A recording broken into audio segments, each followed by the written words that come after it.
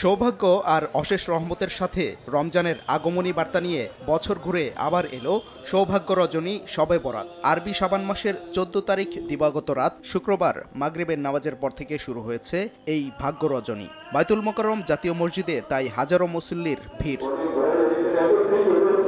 জামাতে মাগরিবের নামাজ আদায়ের পর পাপ মোচনের আশায় মহান আল্লাহ তাআলার দরবারে হাত তুলেন সবাই। দুনিয়া ও আখিরাতের কল্যাণ কামনার পাশাপাশি দেশের নিরাপত্তা ও শান্তি কামনায় করা হয় মোনাজাত। আল্লাহ পাক যেন আমাদেরকে সমস্ত গুনাহ থেকে আল্লাহ আমাদেরকে মাফ করে, এই দোয়াই সবাই কাছে করি।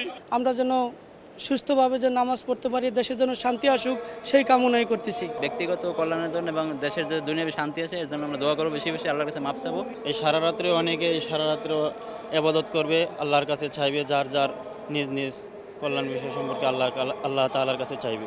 ন্যায় নীতি অনুসরণ করতে হবে, হালাল হারাম মেনে চলতে হবে, তাহলে জীবন সুন্দর হবে।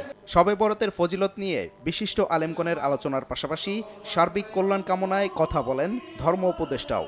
আসুন না আগামী দিনগুলোতে আমরা আমার এই প্রিয় মাতৃভূমি বাংলাদেশকে সুখী, সমৃদ্ধশালী, স্থিতিশীল একটা দেশ হিসাবে পরিণত করি। সারা রাত নফল নামাজ, পবিত্র কোরআন তিলাওয়াত ও জিকিরের মধ্য দিয়ে পাপ মোচনের পাশাপাশি আল্লাহ তাআলার সন্তুষ্টি অর্জিত হবে, এমনটাই প্রত্যাশা ধর্মপ্রাণ মুসল্লিদের। সাদিকুর রহমান, সময় সংবাদ, ঢাকা।